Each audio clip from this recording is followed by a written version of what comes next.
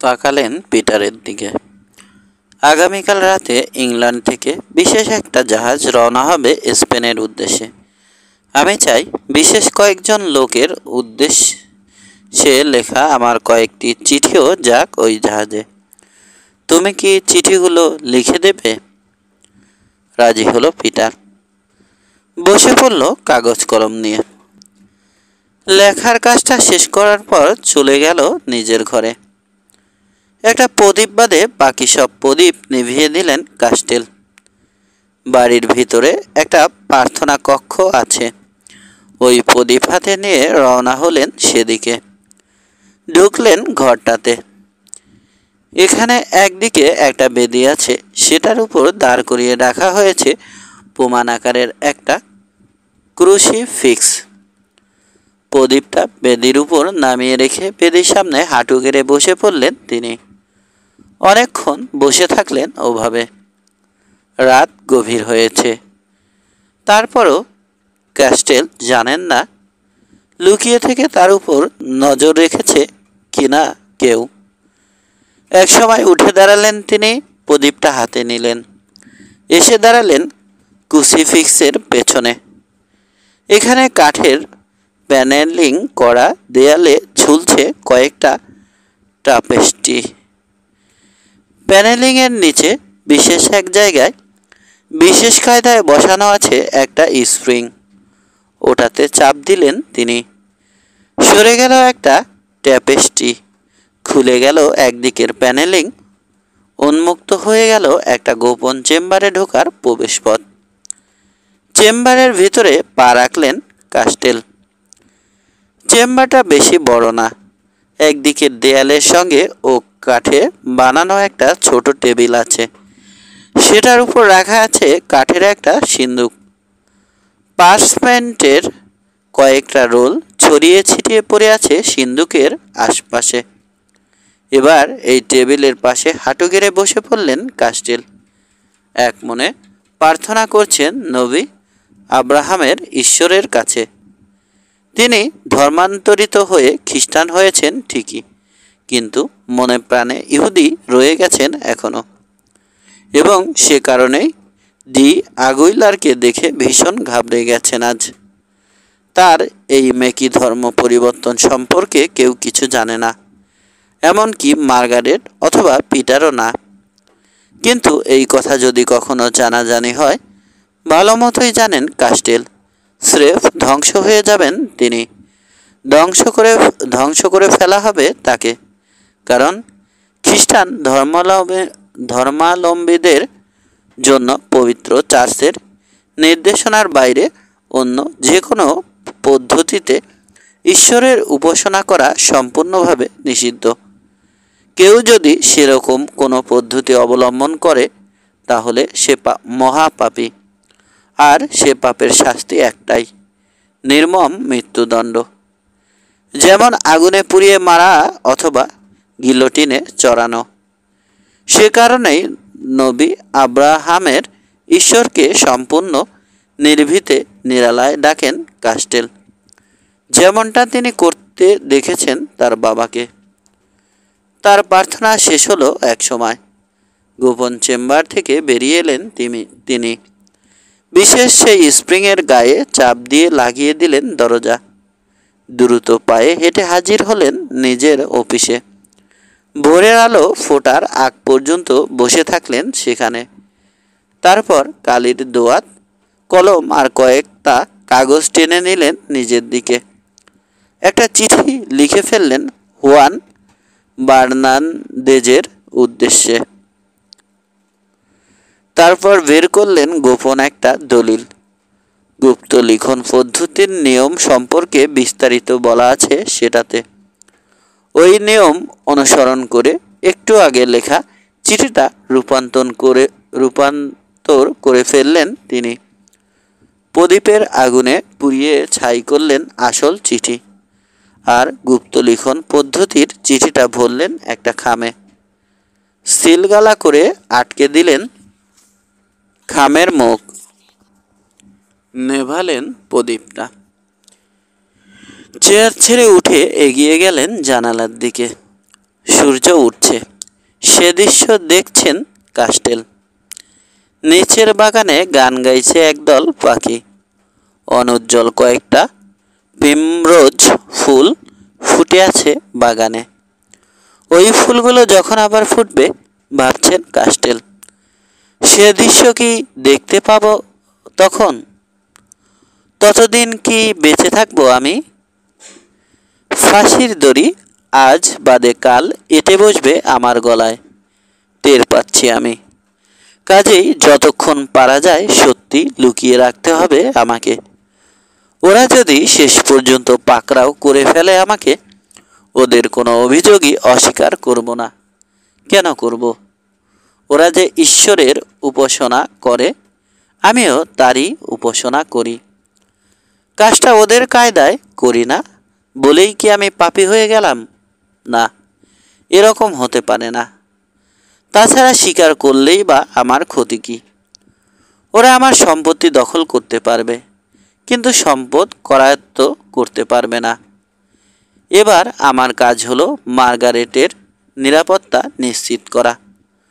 ওর সঙ্গে যতক্ষণ আছে পিটার, আমি ততক্ষণ পর্যন্ত নিশ্চিন্ত। কারণ ছেলেটা নিজের জীবন দিয়ে হলেও বাঁচানোর চেষ্টা করবে আমার মেয়েকে। জানালার কাছ থেকে সরে গেলেন তিনি, নিজের ঘরে গিয়ে শুয়ে পড়লেন। ঘুম ভেঙে গেছে পিটারের। রাতে ভালো ঘুম হয়নি ওর, হবেই বা কীভাবে? রাতারাতি ভাগ্য বদলে গেছে। উত্তেজনায় বেশিক্ষণ এক হয়ে থাকতে চায় না চোখের পাতা। আসলে মানুষের জীবনটাই এরকম, অনিশ্চয়তায় ভরা। গতকালও একজন প্রতিষ্ঠিত ব্যবসায়ীর সামান্য এক সহকারী ছিল পিটার। ব্যবসা বাণিজ্য ভালো লাগে না ওর। ক্যাস্টেল ঠিকই বলেছেন, সে একজন জাত যোদ্ধা। লড়াই মিশে আছে ওর রক্তে। লড়াইয়ের প্রশিক্ষণ দেয়া হয়েছে ওকে, শেখানো হয়েছে কিভাবে বীরত্বের পরিচয় দিতে হয়। কিন্তু পেটের তাগিদে ওই বিদ্যা ভুলে থাকতে হয়েছে ওকে এতদিন।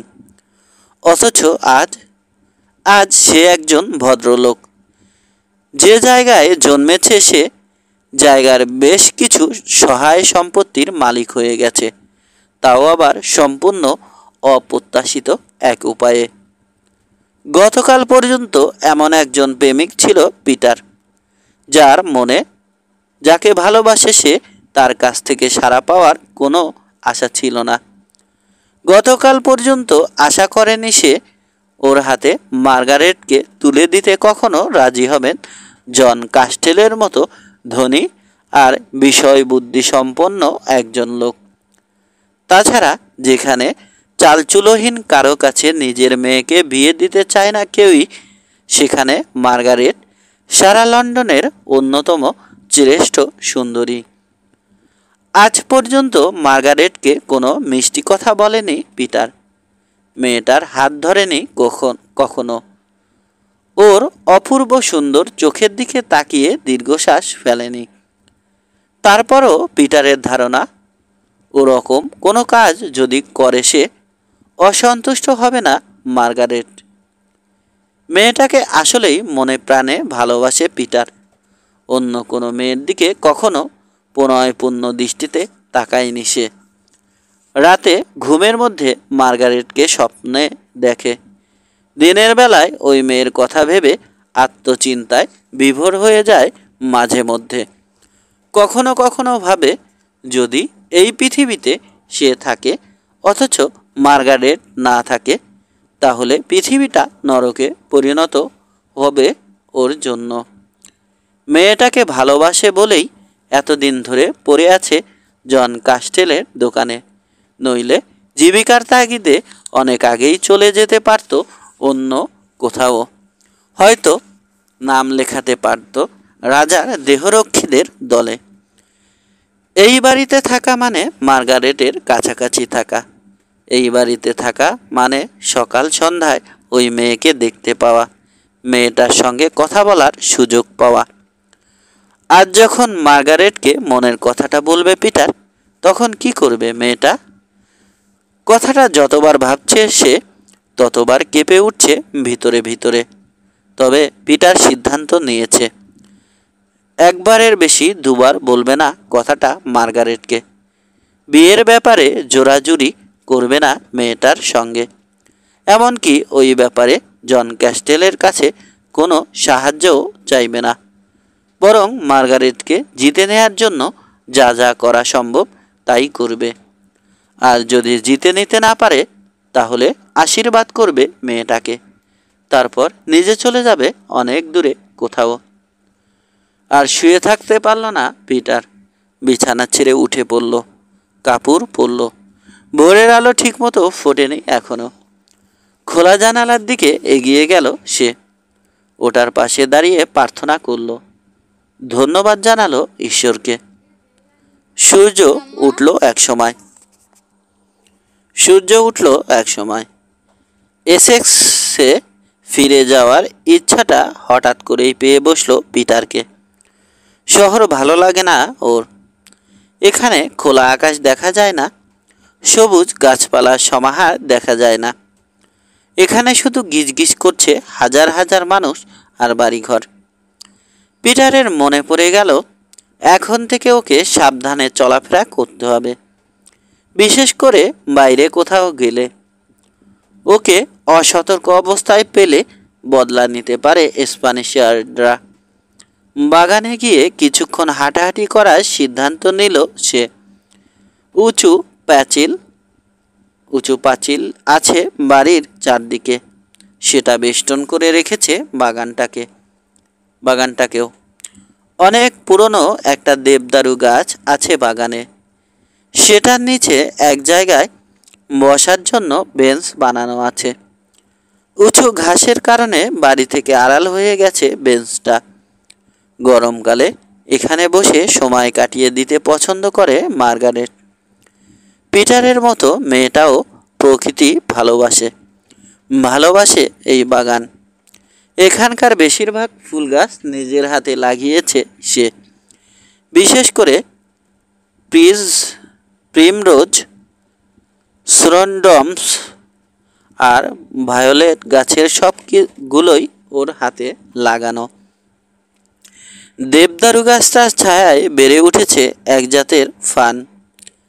বাগানে হাঁটাচলা করছে পিটার। রাতে ভালো ঘুম হয়নি মার্গারেটেরও। নিজের ঘরের জানালায় পর্দার আড়ালে দাঁড়িয়েছিল সে। দেখতে পেল পিটারকে। ভাবল, এত সকালে বাগানে কি করছে পিটার? ওর মনে পড়ে গেল গত রাতের লড়াইয়ের কথা। মনে পড়ল ওর জন্য বীরের মতো লড়াই করেছে পিটার। মনে পড়ে গেল স্প্যানিশার সেই লোককেও। সঙ্গে সঙ্গে লাল হয়ে গেল মার্গারেটের গাল। বেশি হলে মাত্র 2 ঘন্টা ছিল লোকটা গত রাতে, কিন্তু ওই সময়ের মধ্যেই মিষ্টি মিষ্টি যেসব কথা বলেছে পিটার গত 2 বছরেও তা বলেনি। তাছাড়া লোকটা খুবই সুদর্শন, দেখলেই বোঝা যায় উঁচু বংশের। তারপরও দীর্ঘশ্বাস ফেলল মার্গারেট। ওই স্প্যানিশার্ড একজন স্প্যানিশার্ড, আর পিটার বোমকে দেখলে মনে হয় সে এমন এক জীব কাজ ছাড়া পৃথিবীর অন্য কিছুতে যার কোনো আগ্রহ নেই। পিটারের মনের মধ্যে কি আছে তা উকি দিয়ে দেখতে ইচ্ছা করে মার্গারেটের মাঝে মধ্যে। সে কি আসলেই মেয়েদের প্রতি এরকম উদাসীন, নাকি নির্লিপ্ততার ভাব দেখায় অথচ ঠিকই পছন্দ করে কাউকে? একদিন জানতে হবে, সিদ্ধান্ত নিল মার্গারেট। ফলাফল যাই হোক না কেন। মেয়েটার মনে পড়ে গেল গত রাতে নিজের জীবনের ঝুঁকি নিয়ে ওর উপকার করেছে পিটার, অথচ ওকে ধন্যবাদ দেয়া হয়নি। সুযোগ পাওয়া গেছে, ভাবল মার্গারেট। এখন বাগানে গিয়ে কৃতজ্ঞতা প্রকাশ করা যেতে পারে। ফারের একটা আলখাল্লা পরে নিল সে। সেটার হুড তুলে দিল।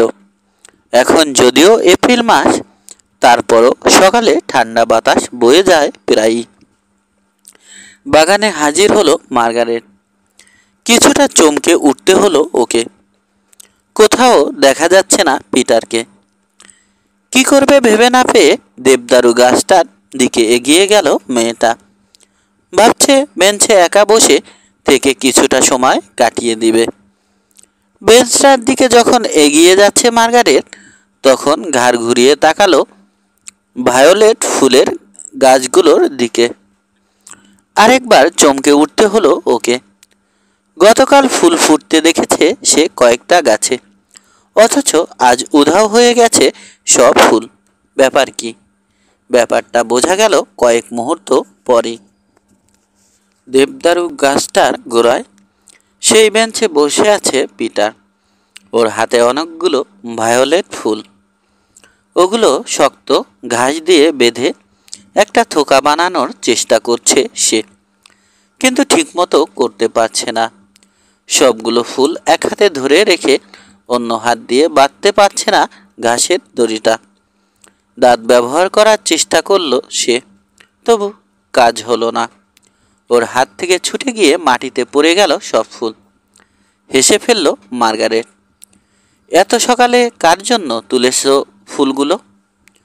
চমকে উঠল পিটার। মুখ তুলে তাকালো মার্গারেটের দিকে। কিছু বলল না, এক দৃষ্টিতে তাকিয়ে আছে।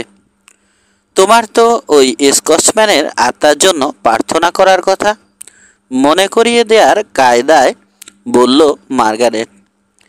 সে স্বর্গে গেল নাকি নরকে গেল সে ব্যাপারে মাথা ব্যথা নেই আমার, বলল পিটার। আর এই ফুলগুলো তোমার জন্য তুলেছি। থমকে গেল মার্গারেট। ওকে আজ পর্যন্ত কখনো ফুল উপহার দেয়নি পিটার। আজ হঠাৎ করেই জড়ো করছে বাগানের সব ভায়োলেট ফুল। আশ্চর্য লাগছে মেয়েটার। বলল, আজ এত সকালে ঘুম থেকে উঠেছি কেন জানো? তোমার জন্য। গতকাল খারাপ ব্যবহার করেছি তোমার সঙ্গে, কারণ আমার মেজাজ খারাপ হয়েছিল তোমার উপর। দেখতে চাইছিলাম আমাদের রাজাকে, অথচ তুমি বারবার মানা করছিলে। যা হোক, শেষ পর্যন্ত যা ঘটল তার জন্য ধন্যবাদ দেয়া হয়নি তোমাকে পিটার। ধন্যবাদ। একটা চিন্তা খেলে গেল পিটারের মাথায়। সত্যিই যদি ধন্যবাদ দিতে চাও আমাকে, তাহলে এদিকে এসো, ফুলগুলো তুলে নিতে সাহায্য করো। এগিয়ে গেল মার্গারেট। হাঁটু গেড়ে বসে পড়ল ওরা দুজন। একটা একটা করে ফুল তুলছে। যখন আর মাত্র একটা ফুল বাকি আছে, তখন সেটার দিকে হাত বাড়িয়ে দিল মার্গারেট। পিটার ধরল মার্গারেটের হাতটা। অবাক বিস্ময়ে পিটারের দিকে তাকালো মার্গারেট। খেয়ালই করেনি কখন ওর এত কাছে চলে এসেছে পিটার। ওরা দুজন অপলক দৃষ্টিতে তাকিয়ে আছে একজন আরেকজনের দিকে। অদ্ভুত কোনো এক দৃষ্টিতে জ্বলজ্বল করছে পিটারের দুই চোখ। তারপর হঠাৎ করেই মুখ নামালো সে। চুমু খেলো মার্গারেটের ঠোঁটে। 4. প্রিয়তম প্রিয়তমা। পিটার যেন শ্বাস নিতে কষ্ট হচ্ছে এমন ভঙ্গিতে বলল মার্গারেট। পিটার কিছু বলল না পিটার। প্রথমে লাল, তারপর সাদা হয়ে গেল ওর চেহারা। ওর গালের কাটা দাগটা এখন মনে হচ্ছে কোনো কাপড়ের উপর সুই সুতো দিয়ে সেলাই করা কোনো রেখা। পিটার আবার বলল মার্গারেট। টান মেরে ছুটিয়ে নিল নিজের হাত। তুমি জানো কি করেছ? জানি অথবা না জানি, আমার মনে হয় তুমি ঠিকই জানো কি করেছি আমি। কাজেই প্রশ্নটার জবাব দেওয়ার দরকার আছে কি? তার মানে তুমি ইচ্ছাকৃতভাবে করেছো কাজটা? তোমাকে দেখে একটুও লজ্জিত বলে মনে হচ্ছে না। না, আমি আসলেই লজ্জিত না। ঠিক আছে, আমি এখনই যাচ্ছি বাবার কাছে, সব বলে দেব তাকে। উজ্জ্বল হলো পিটারের চেহারা। যাও, বলে দাও, তিনি কিছু মনে করবেন না। তিনি বলেছেন। পিটার মিথ্যা কথা বলতেও কি লজ্জা লাগছে না তোমার? বাবা কি তোমাকে বলেছেন সকাল 6টার সময় চুমো খেয়েও আমার মেয়েকে? না, চুমো খাওয়ার ব্যাপারে কিছু বলেননি তিনি। তবে তিনি বলেছেন আমাকে বিয়ে করতে রাজি আছো কি না তুমি, তাই ইচ্ছা করলে জিজ্ঞেস করতে পারি তোমাকে। কারো অসতর্ক অবস্থার সুযোগ নিয়ে তাকে চুমো খাওয়া আর তাকে বিয়ে করার প্রস্তাব দেয়া কি এক কথা হলো? তুমি যদি আমাকে বিয়ের প্রস্তাব দিতে, হয়তো ভেবেচিন্তে রাজি হয়ে যেতাম। তখন যদি চুমো খেতে আমাকে, কথা শেষ না করে থেমে গেল মার্গারেট। কিন্তু প্রস্তাবটা দেওয়ার আগেই, এমন কি আমাকে ভালোবাসো কিনা তা বলার আগেই কাজটা করেছো তুমি। তার মানে তোমার মনে আমার প্রতি ভালোবাসার চেয়ে কামনা বেশি। খুব খারাপ একটা কাজ করেছো পিটার। আমি আর কখনো কথা বলবো না তোমার সঙ্গে। আমি যে তোমাকে ভালোবাসি সেটা বলতে চেয়েছি অনেকবার, কিন্তু সুযোগ পাইনি, অনুমতিও ছিল না। শোনো, তোমার বয়স যখন 12 তখন থেকেই তোমাকে ভালোবাসি আমি। আরেকটা মিথ্যা কথা, অথবা কথাটা যদি মিথ্যা না হয়, তাহলে পাগল হয়ে গেছো তুমি।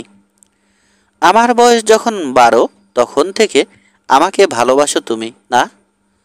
আমার বয়স এখন 23 চলছে। তার মানে গত 11 বছর ধরে আমাকে ভালোবাসো, অথচ একবারও মুখ ফুটে বলনি কথাটা। বললাম তো, বলতে চেয়েছিলাম, কিন্তু তোমার বাবা অনুমতি দেননি। তোমাকে কথাটা বলার জন্য আজ থেকে মাস 15 আগে তার কাছে চূড়ান্ত অনুমতি চেয়েছিলাম, কিন্তু মানা করে দিয়েছিলেন তিনি। মানলাম বাবা মানা করে দিয়েছিলেন তোমাকে, কিন্তু আভাসে ইঙ্গিতেও তো কিছু বলতে পারতে আমাকে। ভেবেছিলাম আভাসে ইঙ্গিতে কিছু বলাটাও উচিত হবে না, কিন্তু এখন বুঝতে পারছি আসলে বোকামি করেছি। দেখে মনে হচ্ছে মুষড়ে পড়েছে পিটার। নরম হলো মার্গারেটের মন। একদিক দিয়ে সততার পরিচয় দিয়েছ তুমি, বাবার নিষেধাজ্ঞা অমান্য করনি, এবং সেটা জানতে পেরে ভালো লাগলো। উঠে দাঁড়ালো সে। আমি যাই এখন। কাউকে কাছে ডেকে এনে তার অপ্রস্তুত অবস্থার সুযোগ নেওয়াটা ভালো কাজ না পিটার। উঠে দাঁড়ালো পিটারও। আমি তোমাকে ধোঁকা দিতে চাইনি, আমি তোমার অপ্রস্তুত অবস্থার সুযোগও নিতে চাইনি। আমি শুধু আমার মনের কথাটা বলতে চেয়েছিলাম তোমাকে, কিন্তু কিভাবে বলবো তা বুঝতে পারছিলাম না। আমি তোমাকে বিয়ের প্রস্তাব দিতে চেয়েছিলাম। তুমি কি আমাকে বিয়ে করবে মার্গারেট? জবাবটা যদি না হয়, তোমার চলে যাওয়ার দরকার নেই, আমি চলে যাব। আর কোনো দিন এসে দাঁড়াবো না তোমার সামনে। কিছু বলার আগে একটা কথা মনে রেখো, বিয়ের পাত্র হিসেবে আমার চেয়ে ভালো অনেককে হয়তো পেতে পারো তুমি, কিন্তু তাদের কেউ আমার চেয়ে বেশি ভালোবাসবে না তোমাকে, আমার চেয়ে বেশি যত্ন নেবে না তোমার। এখনই কিছু বলা সম্ভব না আমার পক্ষে। বাবার সঙ্গে কথা বলতে হবে আমাকে। হ্যাঁ অথবা না, যেটাই বলি না কেন, আমার হয়ে সে জবাব জানিয়ে দেবেন তিনি তোমাকে। তাকে কষ্ট দেওয়ার কোনো দরকার নেই মার্গারেট, কারণ ইতোমধ্যেই নিজের মত জানিয়ে দিয়েছেন তিনি। নিজের মত? মাথা ঝাঁকালো পিটার।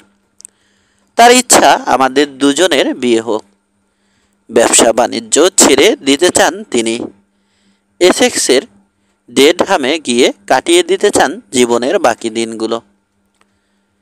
আমার বাবার কিছু জায়গা জমি ছিল সেখানে, হাতছাড়া হয়ে গিয়েছিল এক সময়, সেগুলো কিনে নিয়েছেন তিনি। আজ সকালে তোমার কাছ থেকে অদ্ভুত সব খবর পাচ্ছি পিটার।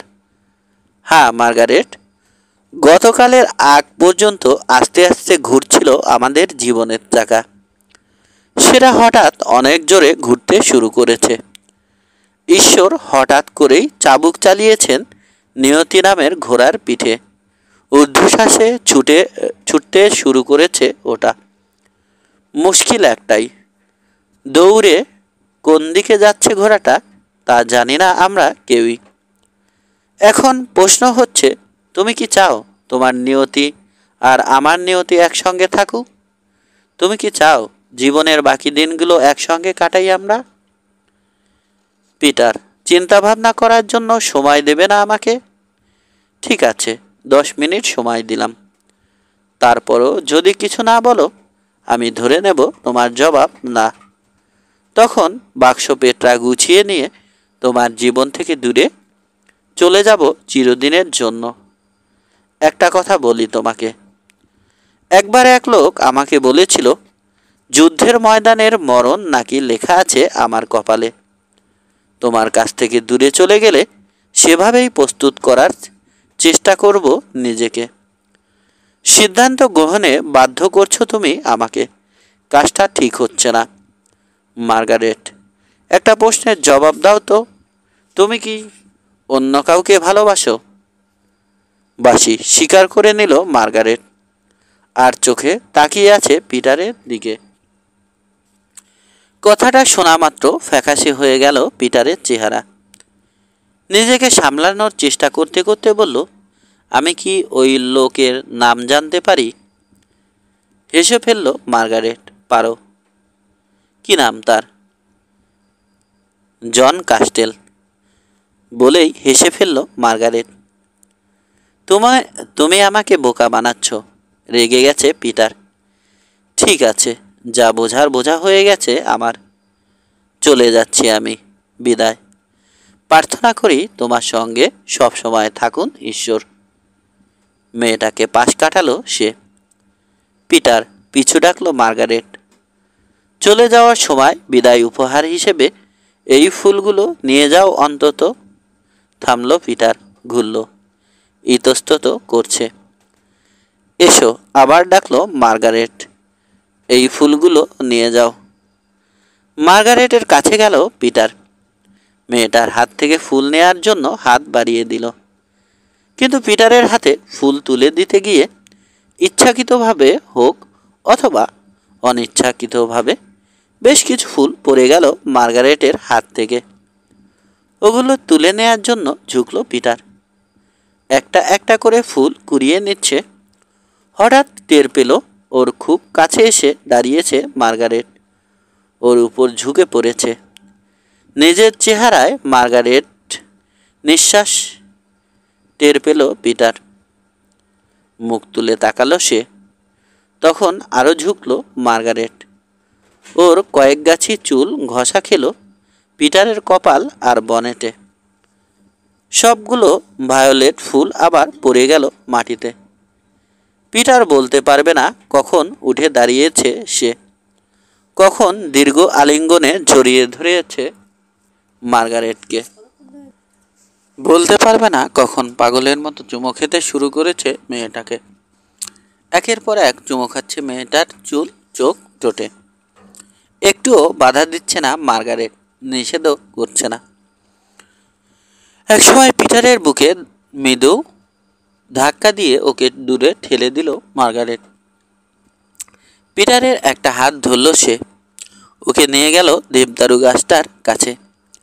বেঞ্চে বসলো ওরা দুজন। পিটার ফিসফিস করে বলল, মার্গারেট হাঁপাচ্ছে। আমাকে সম্পূর্ণ ভুল বুঝেছ তুমি। না, বাধা দিও না, আমাকে বলতে দাও। এখন আমার বলার পালা। কি মনে করো তুমি আমি হৃদয়হীনা? আমি তোমাকে নিয়ে খেলছি? যদি তাই ভেবে থাকো তাহলে জেনে রাখো, তুমি আসলেই আমাকে ভালোবাসো কিনা জানার জন্য ওরকম করেছি, করতে বাধ্য হয়েছি। আসলে তুমি আসলে একটা বোকা।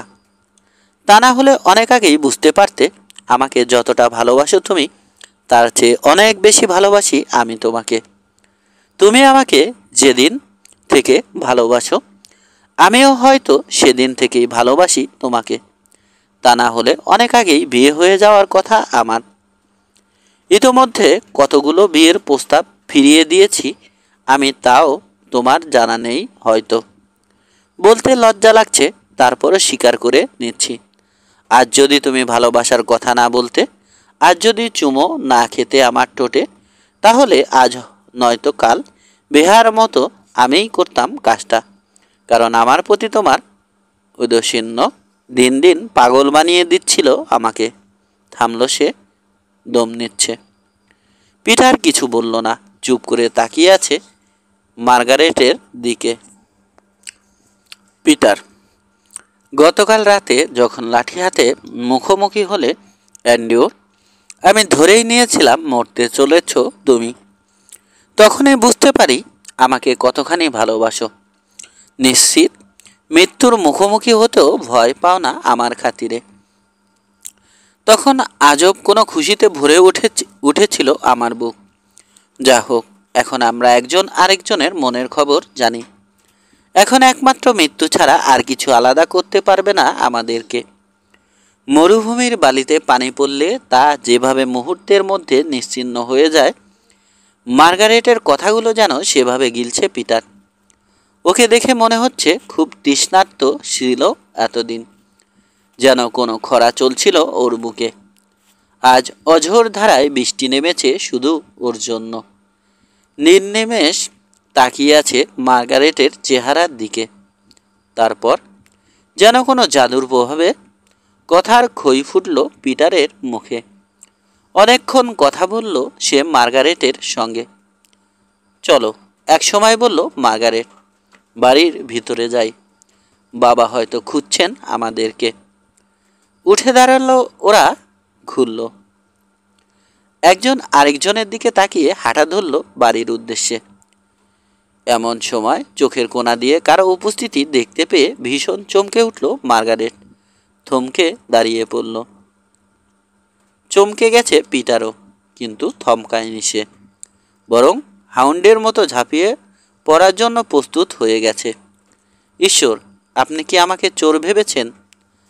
হাসতে হাসতে বলল ডি আগুইলার। ওর উপর যাতে ঝাঁপিয়ে পড়তে না পারে পিটার, সেজন্য লাফিয়ে সরে গেল। ক্ষমা করবেন সিনর, বলল পিটার। আমাদেরকে চমকে দিয়েছেন আপনি। হঠাৎ করে হাজির হয়ে গেছেন, আমরা ভাবতে পারিনি ওভাবে চলে আসবেন আপনি। আমিও ভাবতে পারিনি এখানে দেখতে পাবো আপনাদের দুজনকে, কারণ এত সকালে এই ঠান্ডার মধ্যে বাগানে হাঁটতে বের হয় না কেউ সাধারণত। উৎসুক দৃষ্টিতে পিটার আর মার্গারেটকে দেখল ডি আগুইলার। আসল ঘটনা তাহলে বলেই ফেলি। মাস্টার পিটার, আমি আসলে আপনাকে সাবধান করার জন্য সকাল সকাল হাজির হয়েছি এই বাড়িতে। দেশের বাইরে যেতে পারবেন না আপনি, কারণ আপনাকে গ্রেপ্তার করার ব্যাপারে সরকারি আদেশ জারি হতে যাচ্ছে। অনেক চেষ্টা করেছি আমি, তারপরও ঠেকাতে পারিনি সেটা। মহামান্য ডি আয়লা আমার চেয়েও বেশি ক্ষমতাবান। যা হোক, এই বাড়ির কাছাকাছি যখন পৌঁছে গেছি, তখন দেখা হয়ে গেল সুন্দরী এক মেয়ের সঙ্গে। গতকাল আপনাদের সঙ্গে ছিলেন তিনি ওয়েস্ট মিনিস্টার প্রাসাদের সামনে। আমাকে দেখা মাত্র চিনতে পারলেন তিনি। আমার উদ্দেশ্য কি জানার পর খাতির করে আমাকে নিয়ে এলেন এই বাড়িতে। দেখা করতে চাইলাম সিনর কাস্টেলের সঙ্গে, কিন্তু মিস্টেস বেটি বললেন সিনর কাস্টেল নাকি এখনও প্রার্থনা করছেন। ব্যক্তিগত প্রার্থনা কক্ষ থেকে বের হননি। কতক্ষণ আর একা বসে থাকা যায় বলুন? তাই দরজা খোলা পেয়ে চলে এলাম বাগানে। কিছুক্ষণ হাঁটাহাঁটি করার ইচ্ছা ছিল আমার, কিন্তু দেখা হয়ে গেল আপনাদের দুজনের সঙ্গে। স্বীকার করতে বাধ্য হচ্ছি, আমার কপাল আসলেই ভালো। পিটারের চেহারা দেখে বোঝা যাচ্ছে ডি আগুইলারের নিঃসংকোচ কথাবার্তা পছন্দ করতে পারছে না সে। ওর কাছে যে ব্যাপারটা সবচেয়ে খারাপ লাগছে তা হলো মার্গারেটের দিকে বারবার কুরুচিপূর্ণ দৃষ্টিতে তাকাচ্ছে লোকটা, এবং কোনো চেষ্টাই করছে না নিজেকে সামলানোর। বলল চলুন তাহলে বাড়ির ভিতরে যাই, খবরটা জানাই মাস্টার কাস্টেলকে। এত গুরুত্বপূর্ণ একটা খবর জানানোর জন্য সকাল সকাল চলে এসেছেন, আপনাকে ধন্যবাদ, নিচু গলায় বলল মার্গারেট। দেখি ডাক দিই বাবাকে। ডি আগুইলারকে পাশ কাটিয়ে ঢুকে পড়ল দরজা দিয়ে। ওর গমন পথের দিকে কিছুক্ষণ তাকিয়ে থাকলো ডি আগুইলার, তারপর তাকালো পিটারের দিকে। মেয়ে মানুষ অনেক দেখেছি আমি, কিন্তু আপনার বোনের মতো সুন্দরী কাউকে দেখিনি কখনো। ও আচ্ছা, শীতল গলায় বলল পিটার। ডি আগুইলারকে রীতিমতো অসহ্য লাগছে ওর। একজন ধনাঢ্য ব্যবসায়ীর মেয়ে হিসেবে আসলে মানায় না আপনার বোনকে। বরং তিনি যদি কোনো কাউন্টেস হতেন তাহলে খুব মানাতো বলে মনে হয় আমার। সেক্ষেত্রে কয়েকটা শহর আর অনেক জমি থাকতো তার অধীনে। আবার তাকে রানী হিসেবেও দারুণ মানাবে। গায়ে রাজকীয় আলখাল্লা, শরীরের এখানে সেখানে মহামূল্যবান রত্নপাথর। উচ্চাকাঙ্ক্ষা বলে কিছু নেই মার্গারেটের। ভাগ্য তাকে যা দিয়েছে তাতেই খুশি সে। ওর কাউন্টেস হওয়ার ইচ্ছা নেই, রানী হওয়ারও ইচ্ছা নেই। ওই দেখুন মাস্টার কাস্টেল এসে গেছেন। এগিয়ে গিয়ে জন কাস্টেলকে সম্ভাষণ জানালো ডি আগুইলার। এক ধরনের আড়ষ্টতা দেখা যাচ্ছে কাস্টেলের চোখে মুখে। আমি বোধহয় একটু তাড়াতাড়ি চলে এসেছি, বলল ডি আগুইলার। তবে ভেবেছিলাম আপনারা ব্যবসায়ী মানুষরা সকাল সকাল ঘুম থেকে ওঠেন। তাছাড়া আমার এই বন্ধুকেও সতর্ক করে দেওয়ার দরকার ছিল। কেন এসেছে ব্যাখ্যা করে বলল সে। ধন্যবাদ সিনর, বললেন কাস্টেল। আসলে আমার যার পর নাই উপকার করছেন আপনি। আমার জন্য অনেকক্ষণ অপেক্ষা করতে হয়েছে আপনাকে। দুঃখ প্রকাশ করছি সেজন্য। চলুন ব্রেকফাস্ট করে নেই একসঙ্গে। এবার তাহলে আমার দুঃখ প্রকাশ করার পালা, হেসে বলল ডি আগুইলার। জরুরি একটা কাজ আছে আমার, কিছুতেই কামাই করা যাবে না। আমি বরং এক কাজ করি, আগামীকাল রোববার রাতে সাফার করতে আসি আপনাদের সঙ্গে। মাস্টার পিটারের ব্যাপারটা শেষ পর্যন্ত কি হয় জানিয়ে যেতে পারবো। প্রস্তাবটা গ্রহণ না করে উপায় নেই কাস্টেলের, তাই ডি আগুইলারকে মানা করতে পারলেন না তিনি। চমৎকার কায়দায় বাউ করল ডি আগুইলার, হেসে বেরিয়ে গেল বাড়ি থেকে। রাস্তায় হাঁটছে সে, মাথায় খেলা করছে বিভিন্ন রকমের চিন্তা। এভাবে হঠাৎ করে হাজির হয়ে চমকে দিয়েছে এই বাড়ির বাসিন্দাদের। ভালোই লেগেছে ওর কাছে। অপ্রস্তুত অবস্থায় দেখে ফেলেছে মার্গারেটকে। ভালোই লেগেছে ওর কাছে।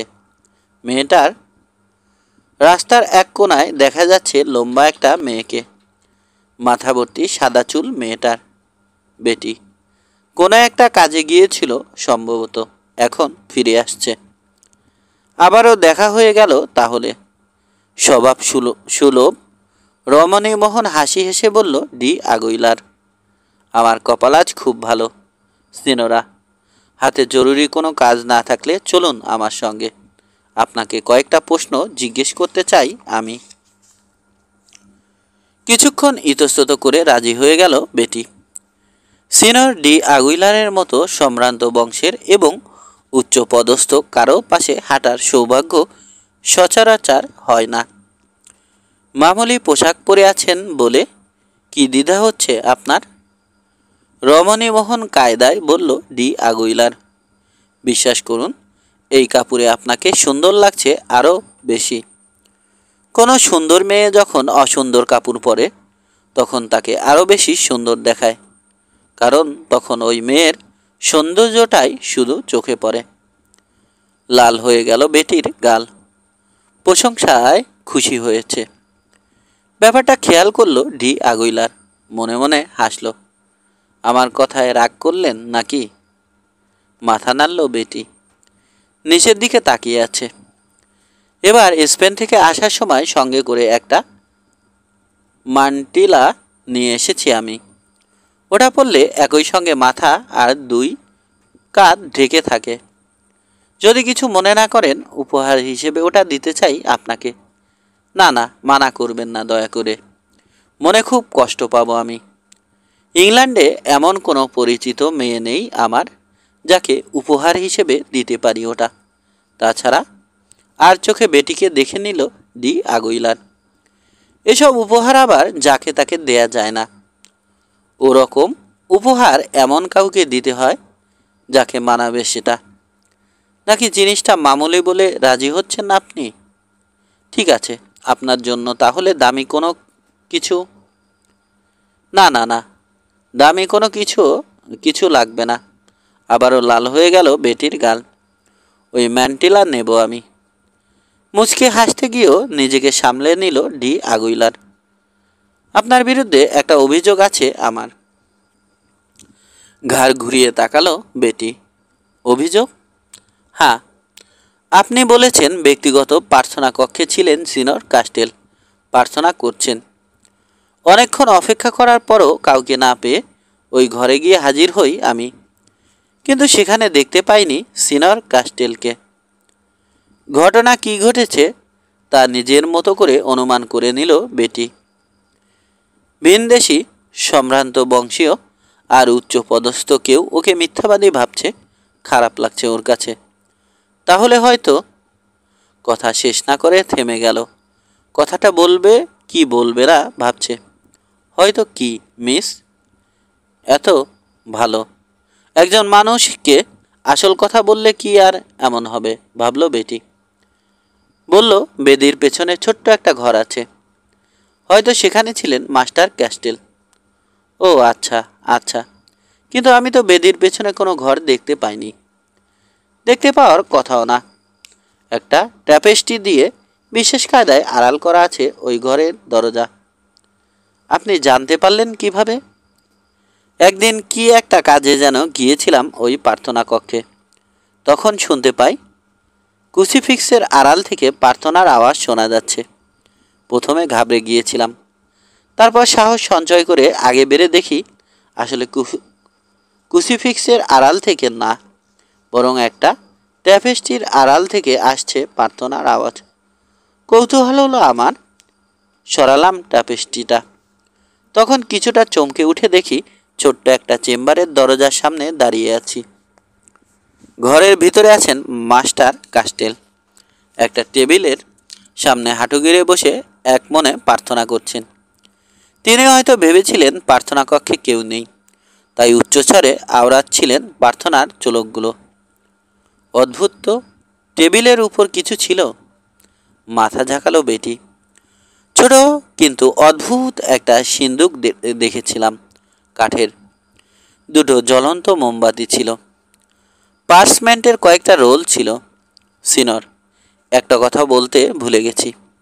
সেদিন আমার উপস্থিতি টের পেয়ে যান মাস্টার কাস্টেল। ঘাড় ঘুরাতেই দেখতে পান আমাকে। তখন তার কাছে প্রতিজ্ঞা করি যা দেখেছি তা কখনো বলবো না কারো কাছে। কেন ওরকম প্রতিজ্ঞা করতে হলো কেন? কারণ আমাকে দেখতে পেয়ে ভীষণ ক্ষেপে গিয়েছিলেন মাস্টার কাস্টেল। অপরিচিত কাউকে দেখলে যেভাবে তেড়ে আসে কুকুর, আমার দিকে সেভাবে তেড়ে এসেছিলেন তিনি। সিনর, আপনাকে বিশ্বাস করে কথাটা বললাম, দয়া করে কাউকে বলবেন না। মাস্টার কাস্টেল যদি জানতে পারেন ওই কথা বলে দিয়েছি আমি, তাহলে।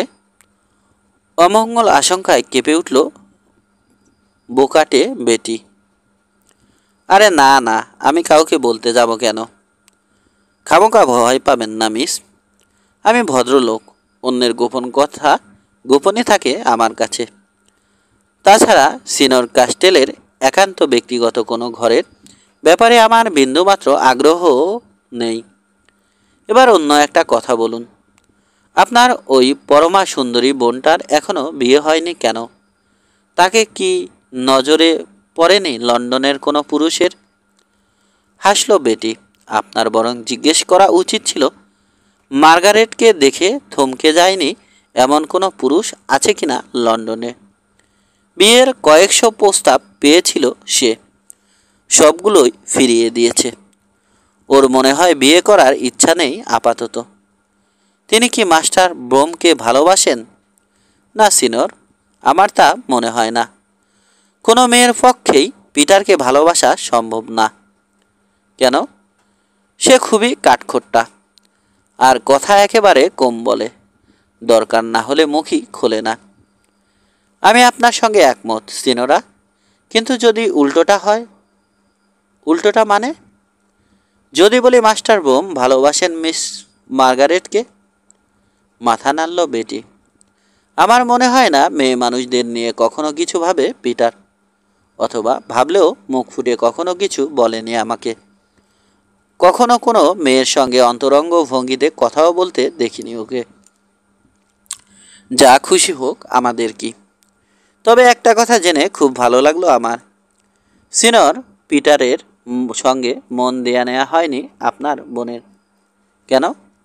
কারণ আপনার বোনের মতো কোনো মেয়ের বিয়ে হওয়া উচিত পয়সাওয়ালা কোনো সম্ভ্রান্ত পরিবারে, অথবা নিদেন পক্ষে ধনী কোনো ব্যবসায়ীর সঙ্গে। সিনিয়র পিটারের মতো কারো পাশে মানায় না আপনার বোনকে। কিছু মনে করবেন না, সরাসরি বললাম কথাটা। না, মনে করার কি আছে? আপনি তো ঠিক ঠিক কথাই বলেছেন সিনিয়র। পিটার ভ্রম পিটার ব্রোম কোনো ধনী ব্যবসায়ী না। সে আসলে মাস্টার কাস্টেলের ব্যবসার টুকটাক সাহায্য করে। তবে সেও কিন্তু সম্ভ্রান্ত বংশের। জমি জমা যা ছিল সব বেচে দিয়ে ওর বাবা যদি ভুল পক্ষের হয়ে না লড়তেন, এতদিনে স্যার পিটার বোম হিসেবে পরিচিতি পেত সে।